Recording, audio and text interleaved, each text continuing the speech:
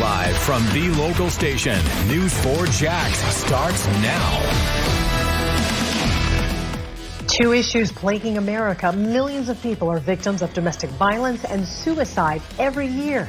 And the coronavirus pandemic has sparked even more calls for help. The number of suicides and domestic violence calls have increased since people have been urged to stay inside their homes. News 4 Jax reporter Corley Peel is joining us live with a look at those numbers and how local domestic violence shelters are finding new ways to try and help. Corley? I spoke with the Hubbard House tonight, and they say the increase in calls is expected considering survivors are stuck inside their homes with their abusers. And now the Hubbard House has created a new texting hotline so survivors can discreetly reach out for help.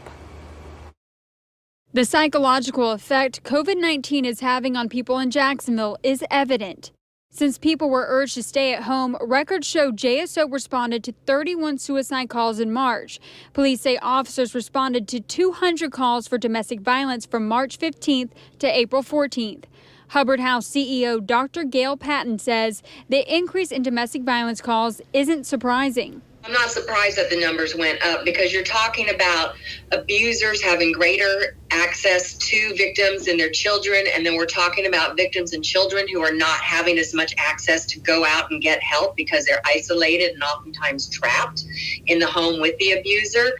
To help those in a domestic violence situation, the Hubbard House has now created a texting hotline number to give survivors an alternative option if they're scared to make a phone call. Dr. Patton says the Hubbard House has seen a 36% increase in the first 3 months of 2020 compared to 2019. But again, because people are quarantined with their abuser, they believe this has led to an 11% decrease from February to March. And that's one of the reasons we wanted to find other ways for survivors to reach out to us rather than only having a verbal option to call on the phone, because we know it's a lot more difficult now for survivors to get on that phone and actually have a verbal conversation versus this new text option.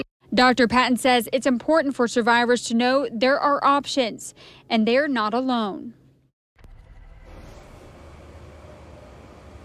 Dr. Patton says it's also important for survivors to delete their conversations that they have after they reach out to the text hotlines to make sure that their abusers do not see that they're communicating with them.